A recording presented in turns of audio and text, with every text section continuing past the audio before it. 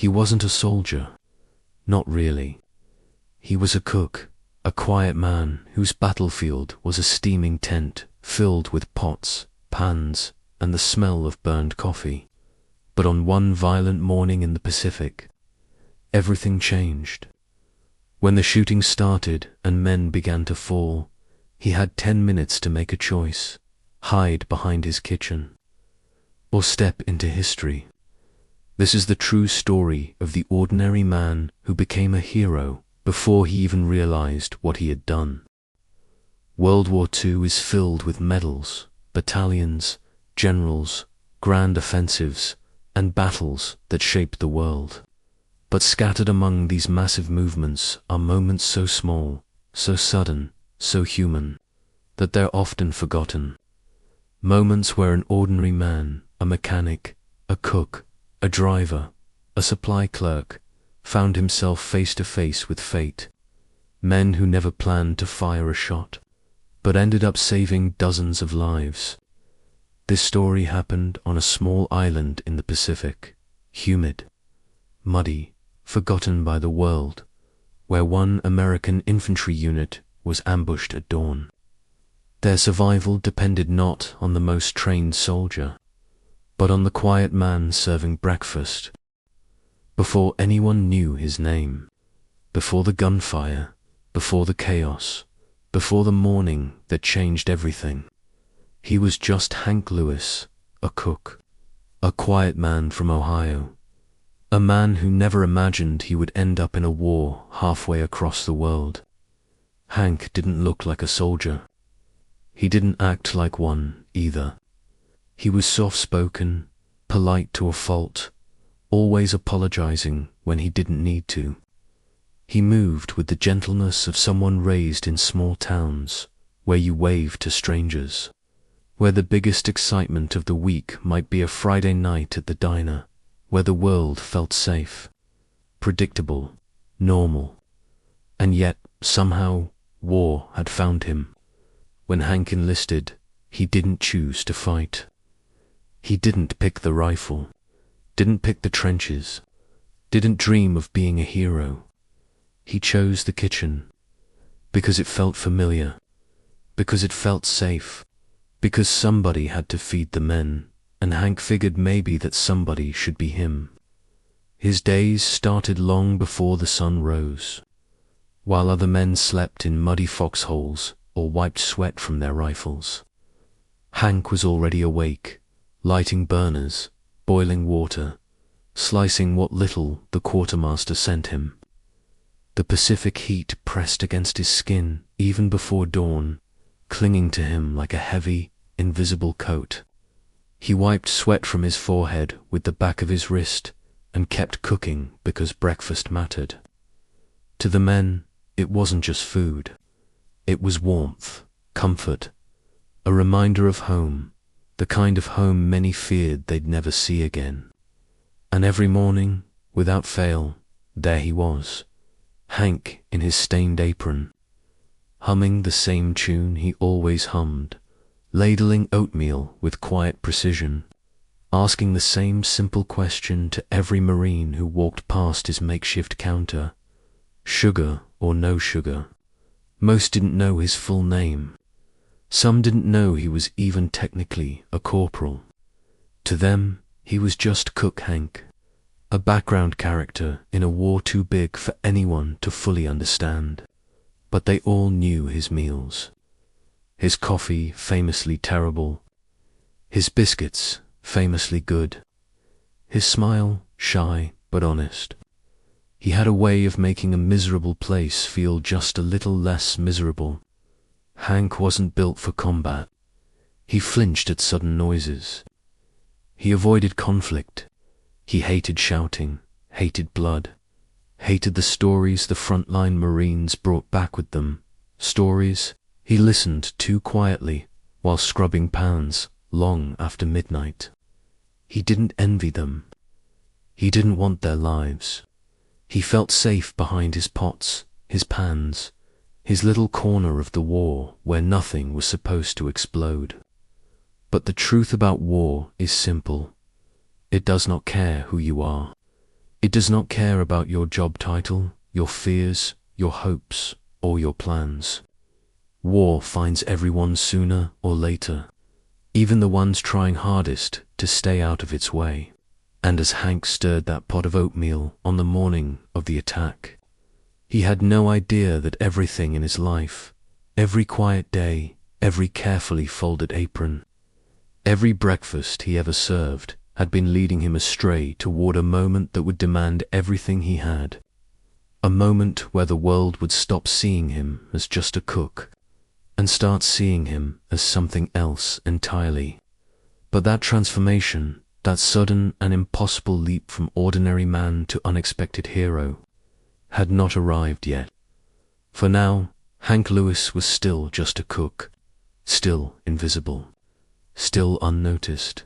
And on that final, quiet morning before chaos swallowed the camp, the only sound he heard was the gentle simmering of a pot that would never be finished. The jungle has a strange way of waking up, not with sunlight, but with sound. In the Pacific, dawn doesn't arrive gently. It creeps in behind the buzzing of insects, the slow groan of the wind moving through palm fronds, the distant splash of ocean waves, and the quiet breathing of exhausted men trying to steal a few more minutes of sleep. But on this morning, the morning that would burn itself into Hank Lewis's memory, the jungle felt wrong, too quiet, too still, like the island was holding its breath. Hank didn't notice at first. He'd been awake since 4:45 a.m., boots half-laced, apron tied, stirring another massive pot of oatmeal. The steam fogged his glasses. Sweat dripped from his brow even though the sun hadn't breached the horizon. He complained softly to himself, the way he always did, always humid, even at dawn. The same words he said every morning, routine, comfort, normal, but something was off. The air felt heavy, not with heat, but with tension, a weight he couldn't name, a silence too loud to ignore. Then, at 5:12 a.m., the world exploded. A mortar shell slammed into the tree line behind the camp with a sound so violent it ripped Hank's senses apart. The ground shook beneath him. Flames burst upward like a fist punching through the dark. The shock wave hit his chest like a hammer. The ladle flew from his hand. The pot tipped, spilling boiling oatmeal across the dirt. Before Hank could even process what happened, the second mortar landed closer. Too close. Palm leaves tore apart overhead. Splinters flew like knives. A tent pole snapped in half and crashed beside him. Then came the gunfire. A sudden, furious roar from the jungle. Rifles, machine guns, shouting, metal tearing through the early morning haze. Men yelled orders that dissolved into panic. Someone screamed for a medic. Someone else shouted, "They're breaking through. They're already inside the perimeter." Hank stood there, stunned, heart pounding so hard it made him dizzy. He tasted metal. His ears rang. His vision blurred as adrenaline surged through his veins. He had never heard this much gunfire at once, not even during training. This wasn't random shots or distant fighting. This was close, right behind him, inside the camp. The smell hit next. Burning leaves, cordite, wet earth, kicked up by explosions. A thick, metallic scent that coated the back of his throat. War has a smell. Hank had just discovered it. Marines sprinted past him, some shirtless, some grabbing rifles as they ran, some still half asleep but already firing back into the trees. A young private stumbled by with blood on his arm, shouting, "They've overrun the first line. They're coming straight through us." His voice cracked mid-sentence. Hank could barely move. His body felt rooted to the ground. His brain struggled with a single, impossible thought. This can't be happening here. Not to me. I'm a cook. I'm just the cook. But reality doesn't negotiate. It doesn't wait for you to catch up. It hits, and it hits hard. An explosion knocked over the mess tent entirely, sending canvas and wooden crates flying. A rifle clattered across the dirt, landing right at Hank's feet. Its owner, a corporal he served breakfast to every morning, lay 20 yards away, unmoving. Hank stared at the rifle. The rifle stared back, silent, cold, waiting to be picked up. In that moment, something inside him shifted. Not courage, not bravery, not yet. Just awareness. Awareness that he was no longer a spectator. He was inside the story now. No way out. No kitchen to hide in. No one coming to protect him. The jungles of the Pacific don't care if you're a cook, a clerk, or a commander.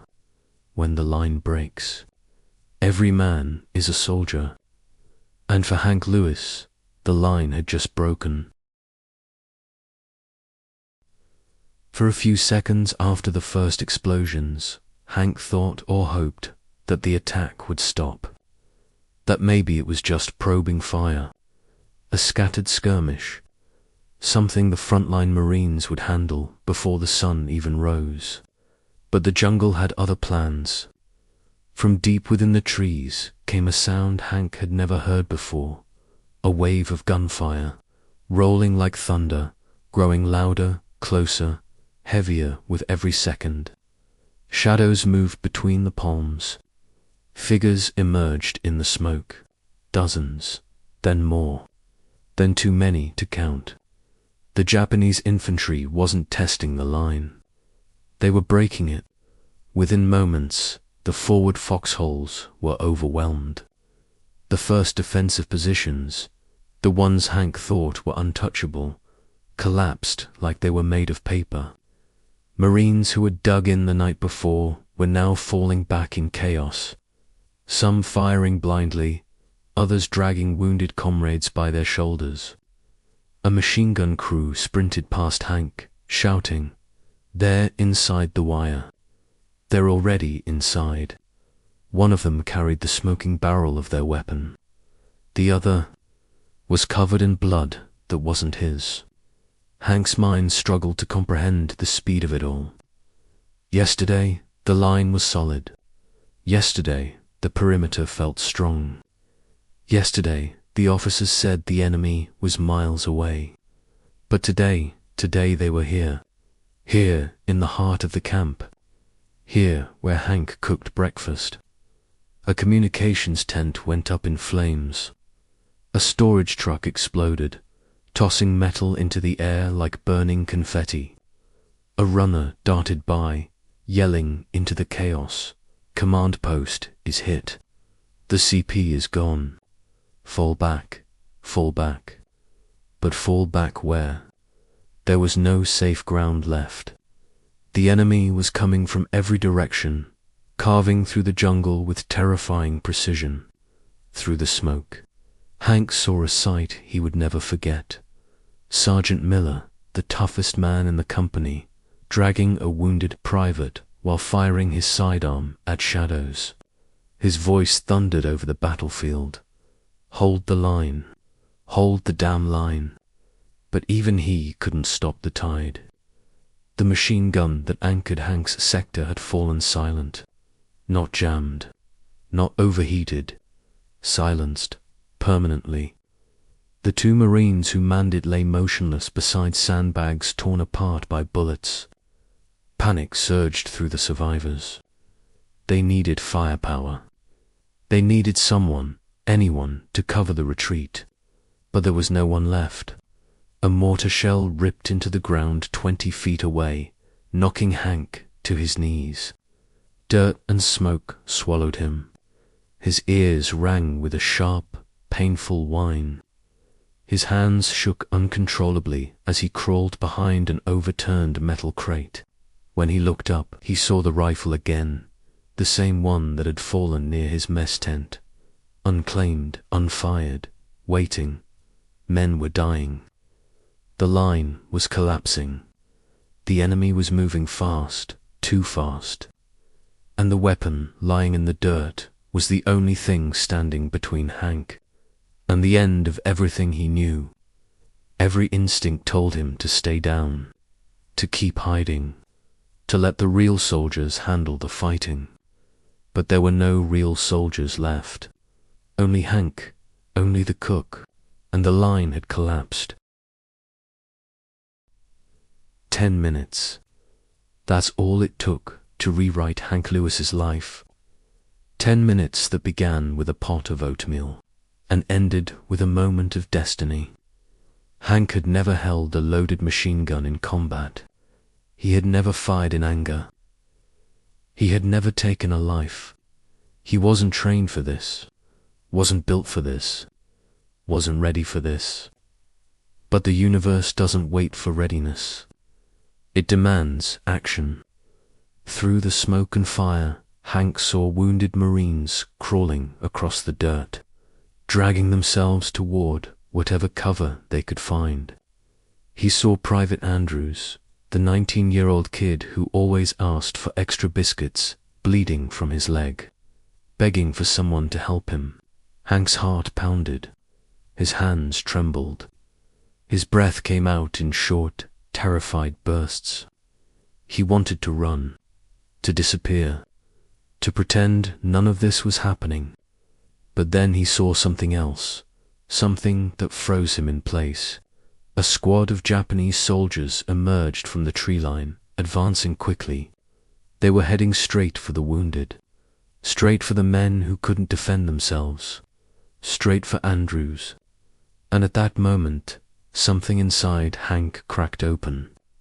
Not rage, not heroism, something simpler and far more powerful. Responsibility. These were his men. The men he fed every day. The men who teased him about his terrible coffee. The men who protected him, looked out for him, treated him like family. If he didn't act now, right now, those men would die. Hank reached down and grabbed the rifle. But a rifle wasn't enough. He needed something stronger, something that could stop a squad, maybe more. He sprinted toward the fallen machine gun team, stumbling over crates and debris. He nearly slipped on blood-soaked mud, but he didn't stop, couldn't stop. He reached the weapon, a Browning .30 caliber machine gun, heavy, scorched, still warm from its last fight. Its operators lay beside it, faces still, uniforms torn. Hank swallowed hard, whispered, "I'm sorry. I'm so damn sorry," and picked up the gun. The metal burned his palms.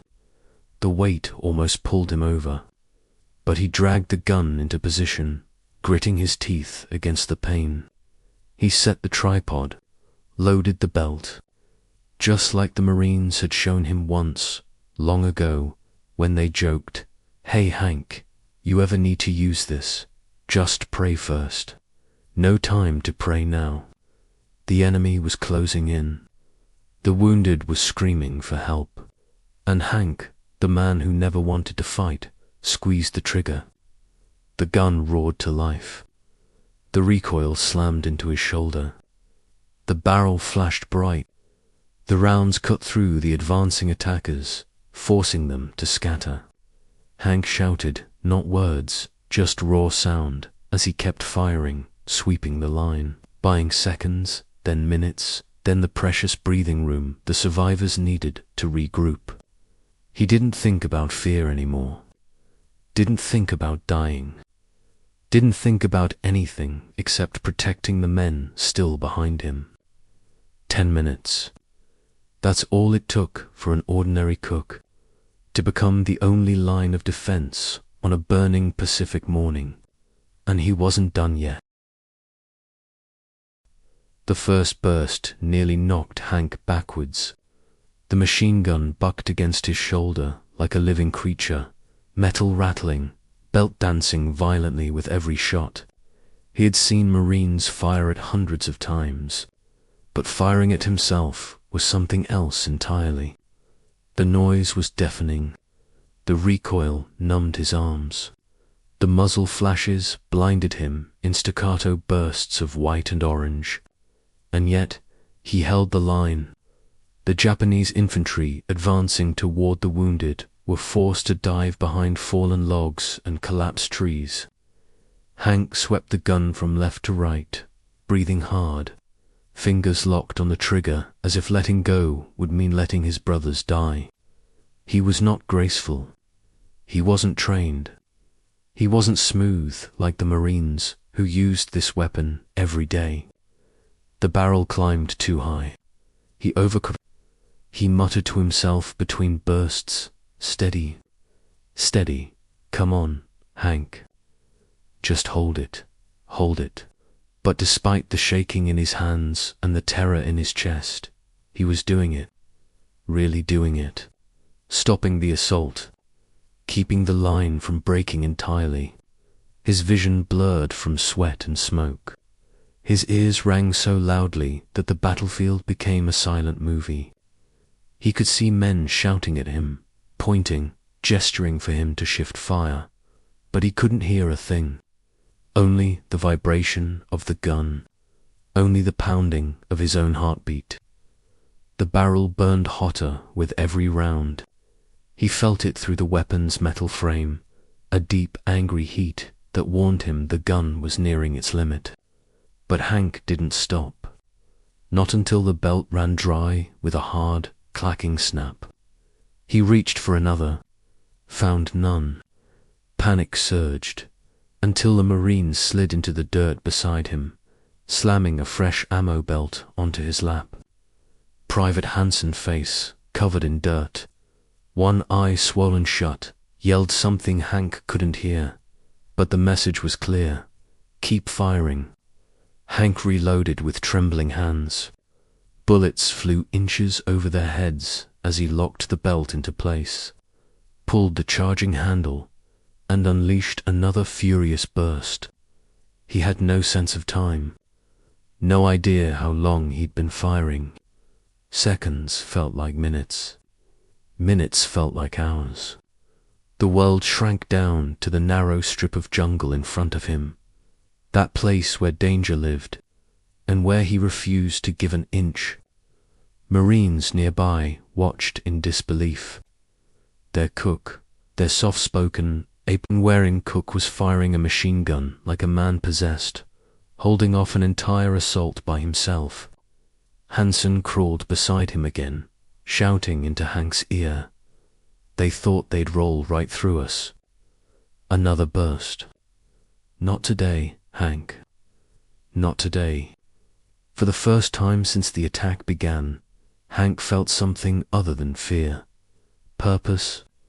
He wasn't firing out of panic anymore. He was firing because men were counting on him, because the wounded behind him couldn't move, because this was no longer about surviving. It was about protecting. And as the next wave began to gather in the tree line, Hank braced the machine gun, dug his boots into the mud, and whispered, "You're not getting through me."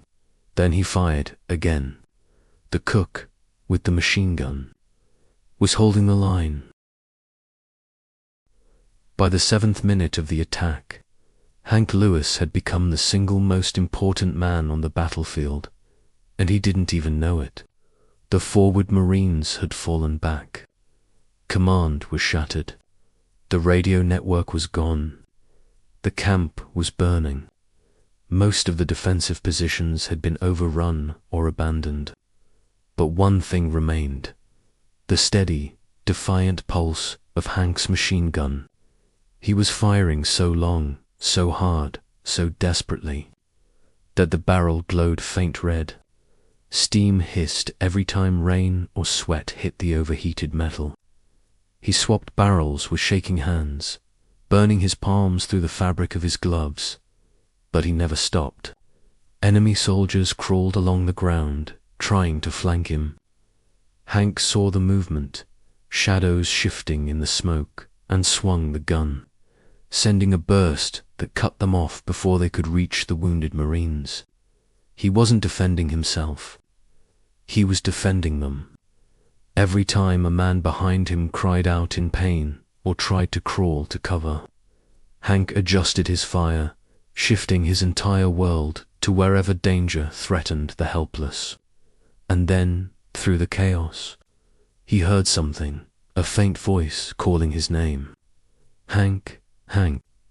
It was the quartermaster, the man who had delivered crates of food with him every morning. He was dragging a wounded private by his harness, trying to reach safety. Hank swung the gun to cover them. Bullets sparked off rocks inches from their legs. Hank cursed under his breath and fired, cutting a path through the enemy line long enough for them to reach a supply crate and collapse behind it. The quartermaster gave Hank a thumbs up. His face was pale, his hands bloody. Hank nodded back, then turned again to face the jungle alone. The enemy was regrouping. He could see it, shapes moving deeper in the trees, spreading out, preparing for another push. He had watched Marines do the same thing countless times, and he knew what was coming. Hank braced himself, dug his boots deeper, held the machine gun tight against his shoulder. He whispered to himself, not a prayer, not a plea, just a truth. If I fall, they fall. And then the second wave came. They charged fast, faster than the first. Grenades arced overhead. Smoke rolled across the clearing. Rifle fire cracked through the air like snapping bones. Hank responded with everything he had. Short bursts, long bursts, controlled sweeps across the tree line. Mud splashed up around him. Leaves exploded above him. A bullet tore through his sleeve, ripping open his arm. He barely felt it. Adrenaline drowned the pain. The machine gun bucked and roared. Spent casings piled up around him, bouncing off his boots, filling the air with the metallic stink of copper and gunpowder. Marines behind him shouted encouragement, some even crawling forward to drag ammunition closer, sliding belts into the mud for him to grab. Hank wasn't alone anymore, but he was still the center of the storm. And somehow, unbelievably, the second wave slowed, then faltered, then broke. The enemy fell back into the jungle, leaving silence behind them, a silence filled not with peace, but with exhaustion and awe. Hank's arms finally gave out. He slumped beside the weapon, chest heaving, head hanging forward. He was drenched in sweat, mud, smoke, and blood that wasn't all his own. He had held the line, alone, long enough for others to live, and the battle wasn't over yet. For a brief, breathless moment, Hank thought he was dead. His vision faded to a blur. His arms wouldn't move. His breath rattled like broken machinery. The machine gun, the beast he had wrestled for nearly 10 minutes, sagged against its tripod, smoking, steaming, exhausted, just like him. Then, through the ringing in his ears, he heard something new. Not explosions, not gunfire, not screaming. Footsteps, boots, lots of them. Marines appeared through the haze, silhouettes at first, then forms carrying rifles, bandoliers, grenades. The survivors of the first line, battered, bruised, dirty, but alive. Some limped, some bled, but they were standing and advancing. Sergeant Miller, the man who earlier had been dragging wounded through machine gun fire, approached Hank first. He dropped to his knees beside him, grabbed him by the back of the neck, and shouted through what was left of Hank's hearing. "You bought us time, Hank. You held them long enough." And Hank, dazed and trembling, barely whispered, "I burned breakfast." Miller laughed, the loudest sound Hank had heard since the assault began. A desperate, relieved, incredulous laugh. The reinforcements immediately moved to secure the area. One fire team flanked left, sweeping the tree line. Another team set up sandbags and laid down suppressive fire. A corpsman rushed to the wounded, wrapping Hank's bleeding arm, pulling shrapnel from a corporal's leg. But the most remarkable thing wasn't the Marines organizing their defenses. It was the way they looked at Hank. Some stared, not in confusion, not in disbelief, but in gratitude. Pure, stunned gratitude. These were hardened men, veterans of Guadalcanal, Tarawa, men who had seen everything war could throw at them. Yet the look they gave Hank, it was as if they had just witnessed something impossible. One private, missing his helmet and covered in soot, walked up to Hank, knelt beside him, and placed a shaking hand on his shoulder. He didn't say a word. He didn't need to.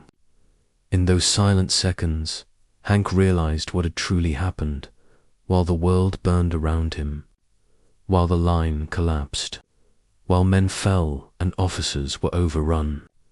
He alone had been the wall. He had given these reinforcements a chance to arrive at all. Without him, there would have been no line left to save. As the Marines pushed forward to reclaim ground, Hank tried to stand, but his legs buckled. Two men caught him, eased him onto an ammo crate, and someone placed a canteen in his hands. The water tasted like metal. He didn't care. He drank anyway. All around him, the sounds of battle shifted. What had once been chaos was now controlled, rhythmic, coordinated, the sound of trained soldiers reclaiming the fight. And Hank, the cook who never thought he'd fire a weapon in anger, had become the turning point. The reinforcements had arrived, but only because he stayed. When the last pockets of fighting died down and the jungle returned to its uneasy silence, the sun had already climbed high above the wreckage. Smoke drifted in thin white streams across the clearing. Spent casings littered the ground like brass confetti. The air was thick with the smell of mud, blood, and cordite. Marines wandered the battlefield in disbelief, checking for wounded, helping each other up, dragging debris away from destroyed tents. The wounded were carried to a makeshift aid station.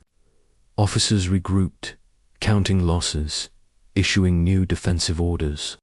And then someone asked the question everyone was thinking: where's the cook? They found Hank sitting exactly where the battle had left him, slumped beside the machine gun that had saved the entire camp. His arm was bandaged but still bleeding through the cloth. His face was grey with exhaustion. His hands wouldn't stop shaking. Captain Reynolds, a stern, no-nonsense officer who rarely smiled, approached him slowly, kneeling down until they were eye level. "Corporal Lewis," the captain said softly, "you saved this entire company." Hank blinked, swayed a little, and answered in a voice barely audible, "Sir, I think your breakfast is burnt." The captain stared at him for a moment, then burst into a laugh so loud it startled half the men nearby. The Marines around them, dirty and bleeding and exhausted, started laughing with him, not because it was funny, not because it was clever, but because they were alive, and the cook who had fed them for months had just done the impossible. Word spread fast, from squad to squad, from platoon to platoon. By the time the battalion XO arrived, the story had already grown. "Did you hear what the cook did?" He held the whole line alone, took on a full assault by himself, wouldn't stop firing till the gun ran dry. Some said he saved 20 men, others said 50. The truth didn't matter.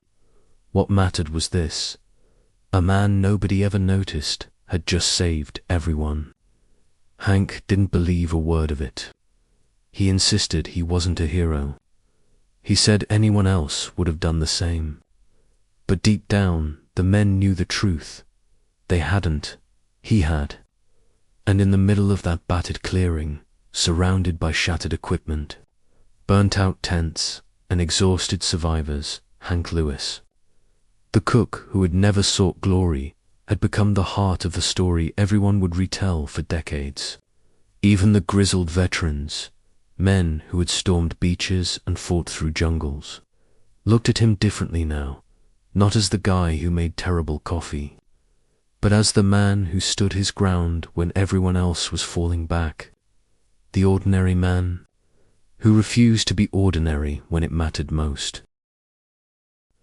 As the smoke finally lifted and the jungle settled into an uneasy quiet, Hank Lewis found himself surrounded by men who no longer looked at him the way they had the day before. They approached him slowly, almost reverently, as if unsure whether they should shake his hand or salute him. But Hank didn't feel like a hero. He didn't feel like anything at all. His hands were still trembling from the machine gun's recoil. His shirt was torn and stained with mud, sweat, and blood, some of it his, most of it not. His breath came in shallow, uneven gasps. The adrenaline that had fueled him was gone now, replaced by a heavy, overwhelming exhaustion. Men kept thanking him. One Marine with a bandaged head said, "You saved my life, Hank." Another, a corporal missing half his sleeve, choked up as he told Hank, "If you hadn't fired when you did, we'd all be gone." Even Sergeant Miller, who had once teased Hank relentlessly for burning toast, placed a hand on his shoulder and whispered, "You did good, kid. Real good." But Hank shook his head every time. He didn't believe it. Couldn't believe it. To him, everything he had done felt like pure survival. He didn't think of tactics, didn't think of duty, didn't think of courage. He had simply acted because the alternative, watching helplessly as the men he cooked for died, was unbearable. When the battalion's operations officer arrived to assess the situation, he took one long look at the broken machine gun, the expended ammunition belts piled around it, and the crater-marked ground where Hank had made his stand. "Who was on this gun?" he asked. A dozen men pointed at Hank. The officer blinked, stunned. He looked Hank up and down, the skinny cook with the shaking hands, and said, almost in disbelief, "Son, you held off an entire assault by yourself." Hank's reply was barely more than a whisper. "I was just trying to help." There was no arrogance in his voice, no triumph, no pride, only a quiet, raw honesty. Reports were written, statements collected. Senior officers whispered about commendations, medals, citations. Some even said Medal of Honor, though Hank winced at the sound of it. Because Hank didn't want to be remembered for killing. He wanted to be remembered for cooking. That night, as the remaining Marines fortified their perimeter and prepared for a possible second attack, Hank sat alone beside the remnants of his kitchen. The pot he had dropped that morning still lay overturned in the dirt. The oatmeal inside had hardened into a grey crust. Hank stared at it for a long time. And then, quietly, he laughed. A tired, broken laugh. Not out of humor, but because in a day filled with death and terror, that ruined pot was the one thing that still felt normal. The men might have seen him as a hero now, but Hank couldn't see himself that way. Not yet, maybe not ever. But war doesn't wait for men to accept the roles it forces upon them. And for better or worse, Hank Lewis had become the hero the day demanded. That evening, long after the fires were put out and the wounded carried to safety, a strange calm settled over the camp. The remaining Marines sat together in small groups, talking quietly, cleaning weapons, mending gear. Some replayed the attack in their minds. Some tried to forget, but every conversation eventually led back to one person. The cook. Did you see what Lewis did? Hell, I still can't believe it. Even the toughest veterans, men who had landed on Tarawa and Guadalcanal, spoke about Hank with a kind of stunned admiration, because they all understood something civilians rarely grasp. Courage in war isn't always loud. Sometimes it's quiet. Sometimes it's unexpected. And sometimes it comes from the last man anyone would expect. Hank sat by himself on an overturned crate, cleaning the burn marks on his hands with a rag. The corpsman had bandaged him earlier, but the sting lingered. His body ached. His mind swirled. He felt heavier, older, as if 10 minutes of combat had aged him 10 years. Captain Reynolds approached again and took a seat beside him. For a few seconds, neither of them spoke. The only sound was the distant hum of insects, the calm after a storm. Finally, the captain said quietly, "You know, sometimes the war calls on men who were never supposed to be in it."